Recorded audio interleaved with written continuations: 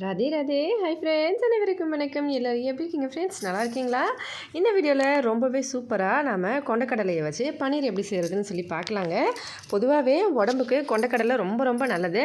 அதோட இந்த டேஸ்ட் வந்து பார்த்திங்கன்னா அப்படியே அக்யூர்டாக வந்து நமக்கு அந்த பன்னீர் போலவே இருக்கும். கண்டிப்பாக ட்ரை பண்ணி பாருங்கள். ஃபஸ்ட்டு நம்ம கொண்டக்கடலையை நல்லா ஊற வச்சு எடுத்துக்கணும். நம்ம எப்போவோ கொண்டக்கடலையே எவ்வளோ நேரம் ஊற வைப்போமோ அந்த மாதிரி நான் நைட்டில் ஊற வச்சு காலையில் இப்போ எடுத்து இதை ரெடி பண்ணுறேன். அதுக்கப்புறமா அதை அப்படியே ஒரு மிக்ஸி ஜாரில் போட்டு நல்லா ஃபைன் பேஸ்ட்டாக அரைச்சி கொண்டு வந்துடலாம். தேவையான அளவுக்கு தண்ணி சேர்த்து அரைச்சிக்கலாம். அதுக்கப்புறமா இதில் ஒரு ஸ்பூன் வந்து ஃபுல்லாக அளவுக்கு பால் பவுடர் சேர்க்குறேன். அந்த பன்னீரோட டேஸ்ட் வந்து ஃபுல்லாக நமக்கு கிடைக்கிறதுக்காக. இல்லைன்னா நீங்கள் அரைக்கும் போது தண்ணி சேர்க்குறதுக்கு பதிலாக பால் சேர்த்து அரைச்சிக்கலாம். அதுக்கப்புறமா வந்து நீங்கள் பால் பவுடர் ஆட் பண்ணாமல் டைரெக்டாக அரிசி மாவு சேர்த்துக்கலாம். 1 ஸ்பூன் பால் பவுடர், 3 ஸ்பூன் அரிசி மாவு சேர்த்துருக்கேன். இந்த மிக்சிங் வந்து பார்த்திங்கன்னா கொஞ்சம் அதிகமாக தான் இருக்கும். கிட்டத்தட்ட வந்து கொஞ்சம் எக்ஸ்ட்ராவாக வந்து நம்ம மிக்ஸி ஜார் வந்து பெரிய ஜாரில் பாதியை விட கொஞ்சம் மேலே வந்தது. உங்களுக்கு பார்த்தாலே தெரியும் கொஞ்சம் அதிகமான குவான்டிட்டியில் தான் இருக்குது. இப்போ இதில் அரிசி மாவு சேர்த்து நல்லா வந்து மிக்ஸ் பண்ணிவிட்டு இந்த மாதிரி நல்லா வந்து கலந்துக்கணும். இதில் வந்து ஜஸ்ட்டு ஸ்லைடாக வந்து உப்பு சேர்த்துக்கலாம். எதுக்காகனா நம்ம வந்து கடையிலேருந்து வாங்குகிற பன்னீர் வந்து உப்பு போட்டு செய்ய மாட்டாங்க. அதனால் நம்ம வந்து அப்புறமா ஆட் பண்ணுவோம். இப்போ நம்ம வீட்டிலையே செய்யும்போது ஜஸ்ட் அந்த டேஸ்ட் வந்து கொஞ்சம் தூக்கி கொடுக்கறதுக்காக ஜஸ்ட் வந்து ஒரு 2 பிஞ்ச் அளவுக்கு சால்ட் சேர்த்துருக்கேன். இப்போ இதை அப்படியே ஒரு பிளேட்டில் எண்ணெய் தடவி வச்சுருக்கேன். அதில் இந்த மிக்சிங்கை சேர்த்து நல்லா இந்த மாதிரி ஈக்குவலாக பண்ணிக்கலாம். எல்லா பக்கமும் இந்த மாதிரி நல்லா தள்ளி நமக்கு அந்த ஷேப் வந்து கரெக்டாக ரவுண்டாக வந்து வர மாதிரி வச்சு அடுப்பு மேலே கடாயில் கொஞ்சம் தண்ணி ஊற்றி அதில் ஸ்டாண்டு வச்சு அதுக்கு மேலே இதை வச்சு நம்ம நல்லா வேக வச்சு எடுத்துக்கலாம். 10லேருந்து 15 நிமிஷம் வரைக்கும் லாஸ்ட்டு சிம்மில் வச்சு இதை வேக விடுங்க. கிட்டத்தட்ட 15 நிமிஷம் ஆகலாம். ஏன்னா இது வந்து கொஞ்சம் டெக்ஸ்சர் கொஞ்சம் நமக்கு கனமானது உங்களுக்கு தெரிஞ்சிருக்கும். கொண்டக்கடலையை நம்ம பொதுவாகவே வேக வைக்கணும்னா நல்லா ஊற வச்சு அதுக்கப்புறம் வேக வச்சு தான் குழம்பே செய்வோம். இல்லைனா டேரெக்டாக குக்கரில் செய்யும் போதும் டேரெக்டாக வந்து குக்கரில் நம்ம அப்படியே வேக வச்சு செய்வோம். எக்ஸ்ட்ராவாக வந்து விசில் வச்சு தான் செய்வோம். அதனால் என்னென்னா கொண்டக்கடலை கொஞ்சம் வேகிறதுக்கு நமக்கு டைம் ஆடும். அதனால் 10லேருந்து 15 நிமிஷம் வைங்க. அதுக்கு மேலே வந்து ஒரு கிண்ணத்தில் தண்ணி வச்சுருந்தேன் அந்த தட்டு வந்து தூக்காமல் இருக்கிறதுக்கு. மற்றபடி நீங்கள் இட்லி பாத்திரத்தில் செய்கிறீங்க, காலையில் இட்லி செய்கிறீங்கன்னா அப்போ வந்து இந்த மிக்சிங் ரெடி பண்ணி இட்லி பிளேட்டில் ஒரு பிளேட்டை வந்து கவுத்து போட்டு அதுக்கு மேலே வச்சு நம்ம வேக வச்சுக்கலாம். இல்லைனா லாஸ்ட் மேலே இருக்கிற பிளேட்டில் வச்சு நம்ம வேக வச்சுக்கலாம். நல்லா வேக வச்ச அப்புறமா இதை நல்லா சில்லுன்னு பண்ணிவிடுங்க. ஃபுல்லாக வந்து சில்லுன்னு ஆகணும். அதுக்கப்புறமா தான் நம்ம வந்து இதை எடுத்து நம்ம இந்த மாதிரி கட் பண்ணணும். இப்போ குட்டி குட்டியாக கட் பண்ணிக்கலாம். உங்களுக்கு தேவையான சைஸில் நீங்கள் கட் பண்ணிக்கலாம். நான் வந்து நல்ல கொஞ்சம் மீடியமான சைஸில் கட் பண்ணி எடுத்திருக்கேன். இந்த மாதிரி கட் பண்ண அப்புறமா இதை நம்ம அப்படியே வந்து ஒரு தட்டில் வந்து கவுத்து போட்டு இதை வெளியே எடுத்துக்கலாம். இப்போ வந்து இந்த மாதிரி காயில் எல்லாத்தையும் தனித்தனியாக பிரித்து எடுத்து வச்சுக்கலாம். இது நல்லா வந்து வெந்திருக்கு. நமக்கு ஏற்கனவே வந்து நம்ம அரைச்சிட்டோம். அதுக்கப்புறம் சீக்கிரமாக வேக வச்சு எடுத்தாச்சு.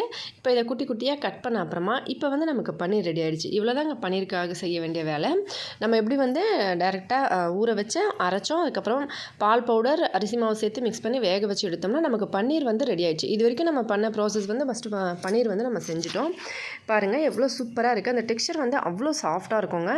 இதுக்கு மேலே நீங்கள் எப்படி வேணால் குழம்பு செய்யலாம், வறுத்து செய்யலாம், இல்லை அப்படியே வந்து டேரெக்டாக குழம்பு செஞ்சுட்டு லாஸ்ட்டில் குழம்புல போட்டு ஒரு 2 நிமிஷம் கொதிக்க வச்சு இறக்குனீங்கனாலும் குழம்பு ரெடி. இல்லை வறுவல் பண்ணுற மாதிரி இருந்தாலும் மசாலா ஐட்டம் ஆட் பண்ணி வறுக்கலாம். நான் வந்து இன்றைக்கி ரோஸ்ட் மாதிரி பண்ணி காட்டுறேன். ஜஸ்ட்டு வந்து மசாலாலாம் அதிகமாக வெங்காயம் பூண்டெல்லாம் இல்லாமல் வெறும் மிளகாத்தூள் உப்பு இதெல்லாம் சேர்த்து நம்ம வறுத்து எடுத்துக்கலாம். ஒரு ஃப்ரை பண்ண மாதிரி அப்படியே டேரெக்டாக சாப்பிட்ற மாதிரி ஈவினிங் டைமில் ஒரு ஸ்நாக்ஸ் போல் இருக்கும். இல்லை நீங்கள் குழம்பு செய்யணுன்னாலும் வறுத்து அப்புறமாவும் குழம்பு செய்யலாம். நம்ம சேனலில் ஏற்கனவே நான் நிறைய டைம் வந்து அதை அப்லோட் பண்ணியிருக்கேன், வறுத்து அப்புறமா குழம்புல எப்படி ஆட் பண்ணுறதுன்னு சொல்லி.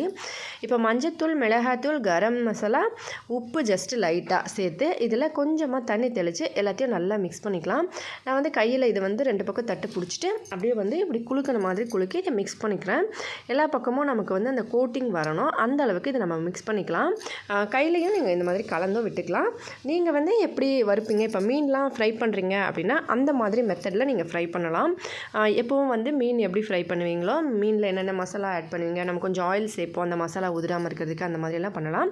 ஆனால் இதில் மசாலா வந்து பிரிஞ்சு போக சான்ஸ் இல்லை. ஏன்னா இது நல்லா ஈரமாக இருக்கும், அதோட நல்லா பிடிச்சிக்கும். இப்போ இந்த மாதிரி நல்லா மசாலா ஐட்டம்ஸ்லாம் ஆட் பண்ணி கொஞ்ச நேரம் இதை நான் வைக்கிறேன். ஒரு 15 நிமிஷம் போல் இது நல்லா ஊறட்டும். மசாலா வந்து ஃபுல்லாக உள்ளுக்குள்ளே இறங்கின அப்புறமா இதை நம்ம வறுக்கலாம்.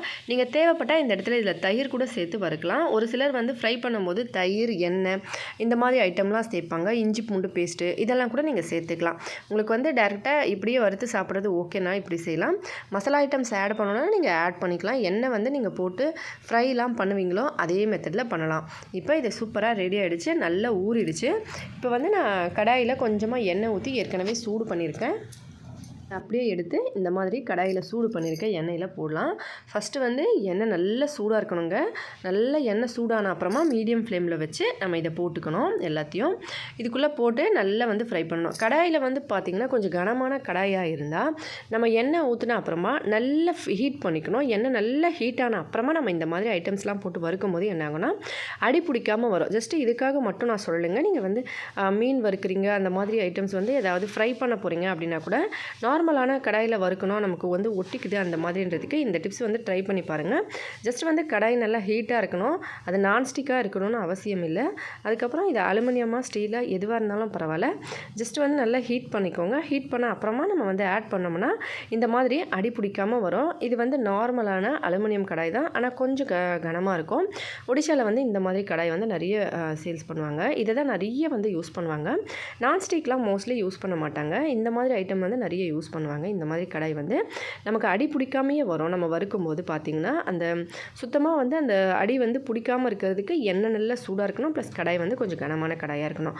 நார்மலான நம்ம அலுமினியம் கடாய் வாங்குறத விட இந்த மாதிரி வாங்கலாம். அதையும் இதுவும் வந்து ரேட்டு வந்து பார்க்கும்போது கண்டிப்பாக ஒரு 20 ரூபா 30 ரூபா தான் நமக்கு டிஃப்ரென்ஸ் வரும், மற்றபடி அதிகமாக இருக்காது. அதனால் நீங்கள் நெக்ஸ்ட் டைம் வந்து கடாய் ஏதாவது வாங்குறீங்கன்னா கொஞ்சம் கனமான அலுமினியம் கடாயாக வாங்கி யூஸ் பண்ணுங்கள். இந்த மாதிரி நம்ம எல்லாத்தையும் வறுத்து எடுத்துக்கலாம். இப்போ பாருங்கள், நல்ல கலர் சேஞ்ச் ஆகிற அளவுக்கு நான் இதை வந்து வறுத்து எடுத்திருக்கேன். 2 பக்கமும் திருப்பி போட்டு நல்லா இந்த மாதிரி வறுத்து எடுத்தாச்சு. நல்லா வந்து கிறிஸ்பியாக இருக்குங்க. மேலுக்குள்ளே ஃபுல்லாக கிறிஸ்பியாகவும் உள்ளுக்குள்ளே நல்லா செம்ம சாஃப்டாகவும் இருக்குது. கண்டிப்பாக ட்ரை பண்ணுங்கள். இதை குழம்பு செஞ்சால் இன்னும் சூப்பராக இருக்கும். நான் வந்து குழந்தைங்களுக்கு அப்படியே சாப்பிடல கொடுக்கலாம் அப்படின்னு சொல்லி நினச்சிருக்கேன். ஏன்னா வீட்டில் ஏற்கனவே சாம்பார் வச்சுருக்கேன், அதாவது ஒடிஷா ஸ்டைல் டால்மா. அதுக்காக இது வந்து டேரெக்டாக அப்படியே சாப்பிடலாம். ஏன்னா நிறைய வந்து மோஸ்ட்லி நான் குழம்பு வந்து செஞ்சுருவேன். இந்த மாதிரி வறுத்து அப்புறமா குழம்பு செஞ்சால் அந்த டேஸ்ட் வந்து அந்த கறியோட ஊறி சாப்பிடும் போது நல்லாயிருக்கும். அந்த மாதிரியும் சாப்பிடலாம். இல்லைனா டேரெக்டாக இந்த மாதிரி நம்ம ஈவினிங் டைமில் குழந்தைங்களுக்கு கொடுக்குறதுக்காகவும் ஓகே. அதனால் உங்கள் விருப்பப்படி நீங்கள் பிடிச்ச மாதிரி செய்யலாம். இப்போ மறுபடியும் இன்னொரு ரவுண்ட் போட்டு நான் வறுத்து இதை எடுத்துடுறேன். மொத்தமாக 3 தடவை நான் போட்டு இதை வறுத்து எடுத்துருந்தேன். அந்த அளவுக்கு நான் செஞ்சுருந்தேன். கிட்டத்தட்ட 1/4 கிலோவுக்கு கொஞ்சம் கம்மியாக இருந்தது ஜஸ்ட்டு. அதில் வந்து நான் 3 தடவை வறுத்து எடுத்தேன். இந்த அளவுக்கு எவ்வளோ சூப்பராக இருக்குது பாருங்கள். கண்டிப்பாக ட்ரை பண்ணி பாருங்கள் ஃப்ரெண்ட்ஸ். ரொம்பவே டேஸ்டியான ஒரு ஹெல்தியான ஸ்நாக்ஸ்னு சொல்லலாம். அப்படியே சாப்பிட்றத விட இந்த மாதிரி டிஃப்ரெண்ட்டாக செஞ்சு கொடுங்க. வீட்டில் எல்லோரும் விரும்பி சாப்பிடுவாங்க. அதோட பன்னீர் போலவே இருக்கிறதுனால பன்னீர் பிடிச்சவங்களும் நல்லா விரும்பி சாப்பிடுவாங்க. கொண்டக்கடலையே இந்த மாதிரி செஞ்சு பார்த்துட்டு மறக்காமல் கமெண்ட்ஸில் எப்படி இருந்ததுன்னு சொல்லுங்கள். இந்த மாதிரி டிஃப்ரெண்ட்டான நிறைய புதுவிதமான வீடியோ பார்க்க நம்ம சேனலை சப்ஸ்கிரைப் பண்ணி ப்ளீஸ் ஃப்ரெண்ட்ஸ் சப்போர்ட் பண்ணுங்கள். ஹெல்த்தியாக சாப்பிட்டு சந்தோஷமாக சேஃபாக பத்திரமா வருங்க. அடுத்த வீடியோவில் பார்க்கலாம் ஃப்ரெண்ட்ஸ். நன்றி, வணக்கம்.